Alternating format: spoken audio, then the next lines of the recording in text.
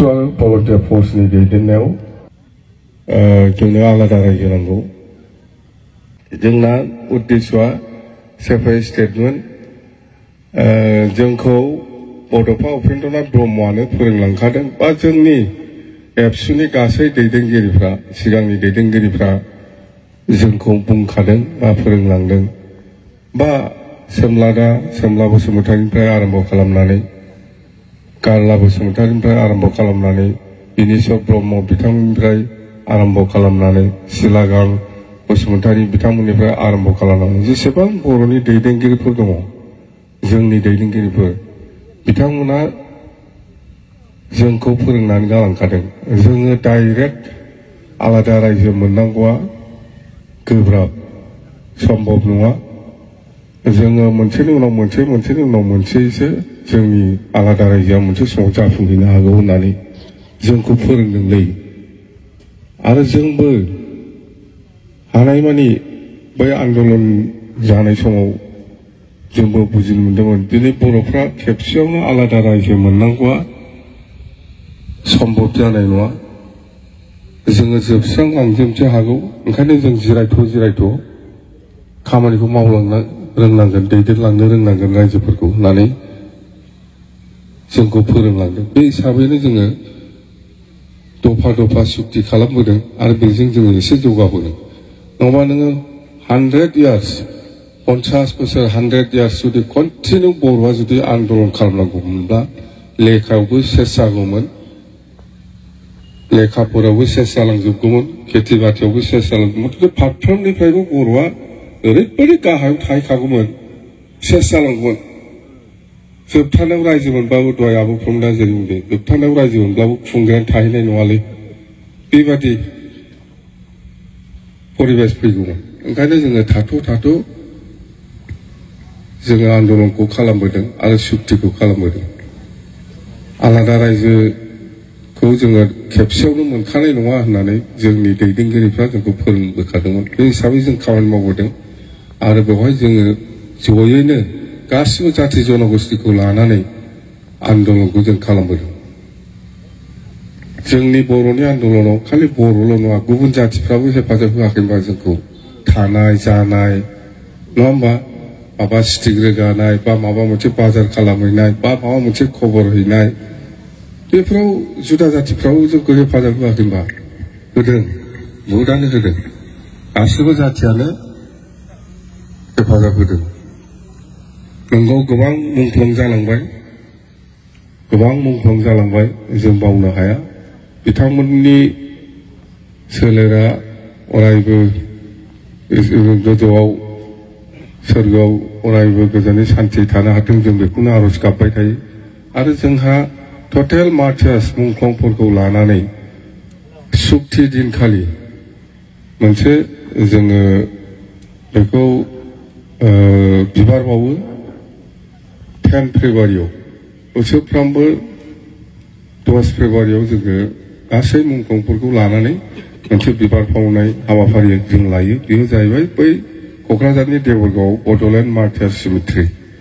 बेहाय गासिबो जेसेबां मुंख्लं जानाय 1987 निफ्राय 2003 10 फेब्रुवारिसिम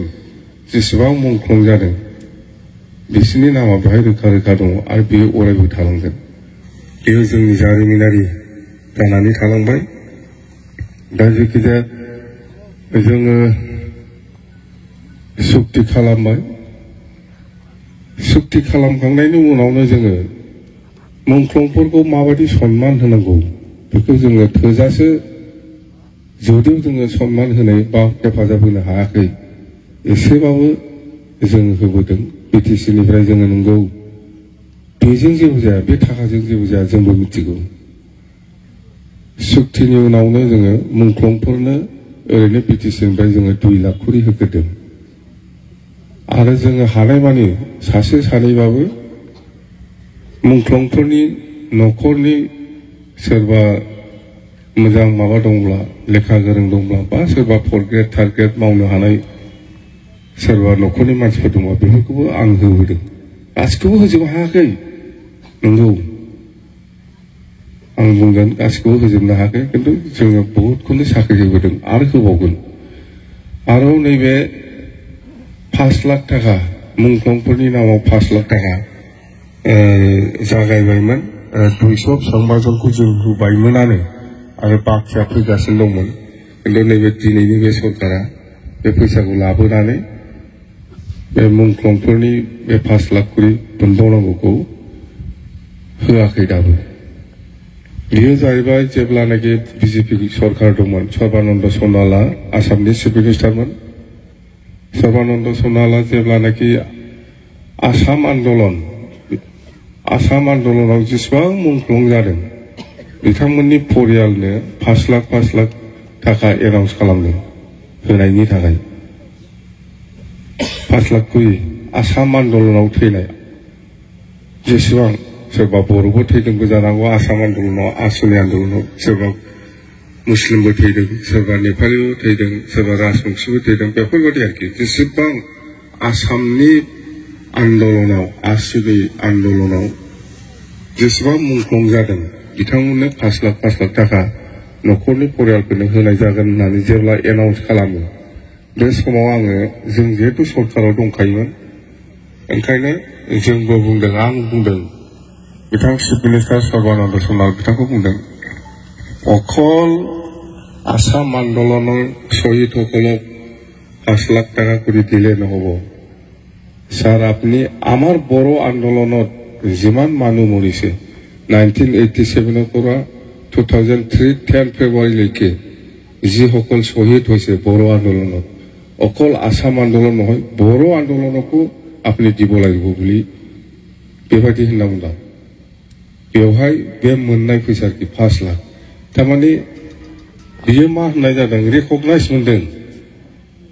जोङो आगोलाव बिटिसिआल' बड'लेण्ड बाखियाल' बिसोरखौ जोंनि बर' आन्दोलनाव शहीद जानाय होननानै जोङो रिकगनाइज जादोंमोन जेब्ला आसाम गभर्नमेन्टआ बेखौ 5 लाख करि होसिगोन बर' आन्दोलनाव थैनाय मुंख्लंफोरखौबो होननानै जेब्ला घोषणा खालामो जेब्ला मोनो थारमाने बियो बिसोर नंमारगौ बर' आन्दोलनाव थैनाय शहीद बिसोर हिर' सासे हिर' हिसाबै रिकगनाइज मोननाय जाबाय आरोखि बुजिदों खोथाखौ फैसाया गिदिर खोथा नङा स्टेट गभर्नमेन्टआबो आसाम सरकाराबो दिनै बड'लेण्ड मुभमेन्टआव थैनाय बे मुंख्लंफोरखौ नंगौ बिसोरो हिर' सासे बड'लेण्ड आन्दोलननि सासे हिर' होननानै स्वीकृति होनाय जाबाय आरोखि फैसाया 10,000 जानो हागौ 5,000 जानो हागौ फैसाजों खोथा गैया रिकगनाइज मोनबाय आसामाव जोंनि बड'लेण्ड मुभमेन्टआव थैनाय जेसेबां रुंसारि जालांनाय जेसेबां मुंख्लंफोर दं बे रिकगनाइज अकल बिटिसिल' नंला बियो मिथिबाय थाखाया गिदिर खोथा नङा बे नंगौ 5 लाख थाखाखौ जों होजेनबायमोन सरकाराथ' जोंना बायबाय जेनेबा खिन्थु बे फैसाया दाबो स्टेट गभर्नमेन्टआव दं लानानै फैनांगौ बेखौ लाना फैना होनायाव मा दं बेहालाय माने होनायाव गैया बियो गाव मोनजायोब्लासो लाना फैगौमोन बियो मानसियानो बिदिसोखा नालाय बे फैसाखौ लाना फैनांगौ मोनाखै होनना बुंदों सोरबा मोनाखै दा 5 लाखखौ सोरबा आसाम बियो जेसेबां मुंख्लं जादों बड'लेण्ड मुभमेन्टआव बेयो हा सरा बबेबा क'क्राझार बिनि खोथा नङा माखासेया मोनखाबाय 200 बेसेबांबा जनखौ जोङो फार्स्ट बेस हिसाबै लाबोनो हादों आरो दंबावो बेखौ लाबोना होफैनांगौ बियो जों सरकार बानायनानै लागोन बहुद खामानि दं मिथिबाय जेब्लानाखि आसाम गभर्नमेन्टआ आसाम आन्दोलननि शहीदखौ जेब्लानाखि गभर्नमेन्ट अफ इन्डियानिफ्राय रिकगनाइज मोनगोन जोंबो एखे गभर्नमेन्ट अफ इन्डियानिफ्राय रिकगनाइज मोनफागोन हयथ' होनोबो हागौ खुनु थिग गैया आसाम आन्दोलनाव शहीद जानाय जेसेबां शहीद दङ बिसोरखौ गभर्नमेन्ट अफ इन्डिया स्वीकृति होयो बिथांमोननि माने मा होनो सेक्रिफाइसखौ स्वीकार खालामो जेब्लानाखि स्वीकार खालामो गभर्नमेन्ट अफ इन्डियाबो माबा मोनसे बिसोरनि नामाव प्रजेक्ट होगोन अब्ला जोंबो बर'फ्रा मोनफागोन बर' आन्दोलनाव जानाया दा बेफोरसो दा जेखि जाया जोङो बेखौ हागौदों गभर्नमेन्ट अफ आसामा दिनै बेखौ सिक्रिटि होनो बायद' जादों बड'लेण्ड मुभमेन्टआव थैनाय गासै सहिदफोरखौ बेखौ जोङो बिराद मोजां खामानि मावबोनो हादों दा बेफोरो जेखि जाया